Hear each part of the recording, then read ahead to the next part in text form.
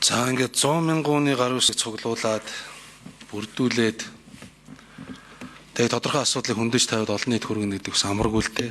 Тэгээд энэ давааг ямар ч байсан даваад энэ асуудлыг хилцүүлж байгаагийн хувьд одоо Батболдод баяр хүрэх ёстой баг. За надад бол хоёр онцгой асуулт байна.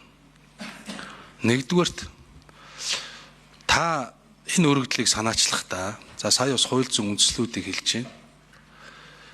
Ер нь улсын хурлын гишүүн гэдэг бол одоо энэ та түрүүнд дурдсан нийгмийн даатгалаас сангаас олох тэтгэмжийн тухай хуулийн зүйл заалтыг дурдж байна. Энэ хуулийн дагуу бусдаагаа адилхан эрхэдлээд энэ хуулийн дагуу зохицуулагдаад явах ёстой гэж үзэж гин үү? Эсвэл ерөөсөө ямар ч тэтгэмжийн төрөөс энэ хуулийн дагуу ч ер нь ямар ч зүйл авахгүй байх ёстой гэж үзэж гин үү? Гэдэг нэгдүгээр асуулт. Өөрөөр хэлбэл бусд хүмүүсээс, бусад ажил хөдөлмөр эрхэлж байгаа хүмүүсээс илүү одоо дордуулсан гэх үү, илүү муу статуст ажиллах ёстой хүн үү таны бодлоор гэж нэгдүгээр асуулт. За хоёр дахь асуулт бид бол одоо энэ баг 20 жилийн өмнө батлагдсан хуулийг ажлын хэсэг гаргаад өөрчлөөд ингээд явж болох байх уу? Тэр нь ч бол зүв баг. Би бол энэ бусд иргэдтэй адилхан байх, энэ зүгрөө дэмжих саналыг бол дэмжиж байгаа. Илүү их юм эдлэх гээд хүсээд юм уу зүтгээд байх юм улсын хурлын гишүүд бол ерөөсөө байх ёсгүй. Тэгтээ за өнөөдөр жагсаалт буюу энэ профессионал тогтолцоогоор парламентын гишүүд сонгогддог болсон. Тэгээ бид одоо нэг юм хараагаа өөрчлөх хэрэгтэй юм шиг байна. Заавал их мөнгөтэй бизнес хийдэг тийм хүмүүсийг бид нэр сонгох хэрэгтэй, мөнгөтэй хүнийг сонгох хэрэгтэй гэд бодлоо өөрчлөнө. За магадгүй эндээс хүн хаанаас сонгогдож болно? Малчин хүн сонгогдож болно. Монголын парламент малчин хүн суужсан жишээ байгаа. Эмч хүн, багш хүн, жирийн ажиллаа гэдэг хүмүүс сонгогдож болно. Энэ хүмүүст энэ хуулийн дагуу одоо таны саяны хэлдэг тэр хөдөөнөөс нүүж ирүүл унааны зардалч гэдэг юм уу? Энэ зүйлүүдийг яг тодорхой хүмүүст өөрсдөө хүсэлт гаргаад үнэхээр өөрийнх нь ашиг орлого, өөрийнх нь хувийн байдал хүрэхгүй бол ийм дэмжлэг үзүүлж ирнэ болох уу цаашдаа таны бодлоор? Өөрөөр хэлбэл Монголын парламент зөвхөн мөнгөтэй ийм хүмүүс сонгогдох ёстой юу?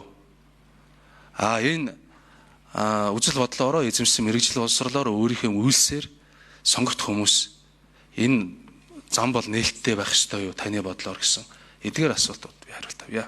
За 6 номерын микрофон өргөдөл гаргагч Батболд. За Монгол Улсын үндсэн хуулийн 23 дугаар зүйлийн нэгдэх хэсэгт улсын хурлын гишүүн бол ард түмний элч мөн бөгөөд нийт иргэн улсын ашиг сонирхлыг эрхэмлэн баримтлана. За мөн зүйлийн 2 дахь хэсэгт улсын хурлын гишүүний бүрэн эрх нь төрийнхөө сүлдэнд тангараг өргөснөөр эхэлж дараагийн сонгогдсон улсын хурлын гишүүн тангараг өргөснөөр эрх нь дуусгар болж байгаа. Тэгэхээр та бүгд энэ төрийн одоо эрх мэдлийг барьдаг энэ албан тушаалтны хувьд аль ангилд явдаг гэдгийг ойлгох хэрэгтэй. Мэдээж улс төрийн албан тушаалтан хугацаатай байгаа. Тийм учраас эрх дуусчихж штэ тэр өдрөөсөө эхлээл та бүхэнд энэ жирийн иргэн гэдэг статус үйлчлэх учраас тэр 2023 оны 7 сарын 7-ны өдрийн хуулиараа ажилласан жилээ тооцоолаад 50-70% тавьсан тэтгэмжээ аваа явчихаач. Өөрсдөө битээ онцлооч гэж байгаа. За урд өмнөх энэ хуулиуд дээр бол мэдээж энэ тэтгэмж халамж тэтгэмж гэж бас 97-ны хууль дээр байхгүй байгаа. 6 сар гэж байсан. За саяны тэр ачаа дэш буцахад зардал гаргана гэдэг зүйлүүд байгаа. 2006 оны хууль дээр ажил эрхлэх хүртэл нь 12 сар хүртэл гэж байсан хугацаа. 12 сар хүртэл. 1 сар ч хийж болох нь шүү дээ тэтгэмж. 2 сар ч хийж болох нь. Гэтэл 2024 оныхаа хуулинд оруулж ирэхдээ энд хуулийн хулгай хийсэн.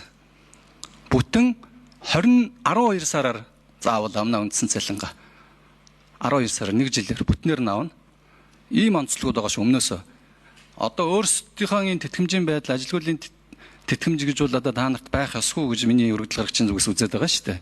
Гэтэл энэ тэтгэмж гэдэг байдлаар орж энийг ард түмэн мэдтгүү. Улсын хурлын тухай хуулийг тэр болгон хараад хянаад үзээд байх боломжгүй. Гэтэл байсан баг багаар орж ирсэн байна.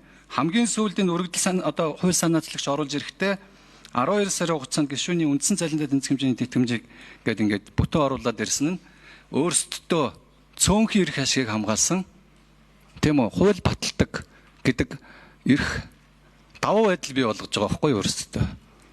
За төрийн албан хаагчид өндөр насны тэтгэврт гарахад нэг удаагийн буцалтгүй тусламж олох журам байдгаа засгийн газрын 2019 оны 7 дугаар тогтоол гэдэг байгаа.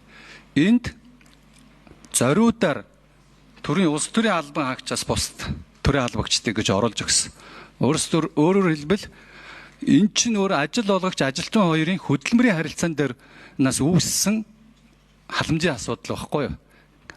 Тэр хүн хэдүүд ажлаас хаалгадах, хэдүүд ажлын чадвараа түр алдах, яах ихээ мэдэхгүй байжгаад хөдөлмөрийн харилцаа дуусгар болчихж байгаа. Энэ тохиолдолд дараагийн ажилдаа эдгэртлээ олдлоо, асуудлаа зохицуулжээ энэ мөнгөөргээд тэтгэмж өгöd байгаа үстэй. Гэтэл хугацаатай 4 жил сонгогдно гэдгийг мэдж байгаа та бүгдийн хувьд 4 жил дараа би ажилгүй болно, дахин сонгогдохгүй л дахиад 1 жил үнгүү улсын хурлын гишүүний цалинг аваад амьдрчаа гэсэн ойлголт байж болохгүй.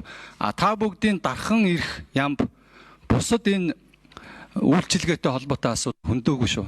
За тэр дахин сонгогдохгүй бол дараа нь нууцаа яаж хадгалах, яаж одоо ажил хөдөлмөрөөр эрхлэх гэдэг даваа суран гишүүний яриад байгаа асуудал бол тусдаа өөр эрх зүйн зохицуулалтаар зохицуулагдах ёстой асуудал. За баярлалаа. Энэ 2006 оны хууль дээр энэ сая ярьж ирсэн зүйлүүд байсан байна л да. 12 сар хүртэлх гэнтэр гэдэг чинь биш вэ шүү. Та бас нягтлаад хараарай. Энийг бол өөрчлөх нь бол зөвөө бид бол тэгтээ ер нь өөрчлөлтөө бид нар цаашаага энэ асуудлыг ер нь цогцоор нь харах хэрэгтэй юм шүү. Бидний бодох ёстой зүйл төр парламентын засаглалын тухай манай даваасран гишүүн хэлээд байгаа ч зөв. Бид нар ерөөсөө буруу муу муухай болгоно л эндээс ихтэй эндээс гардаг гэсэн энэ ойлголт руу хөтлөхгүй л байх ёстой. Зас сайжруулах юм ба зас сайжруулах ёстой. Тэр тэтгэмжийг багасгаад зөх хэмжээнд нь хүргээд бид нар зас янзлах ёстой. Тэгэхдээ үндсэн зарчмаа бодож явах ёстой. Монгол улсын парламентод заавал мөнгөтэй хүн сонгогддог байх албагүй энэ нөхцөл байдлыг л бид нар бас сайн бодож явах ёстой шүү.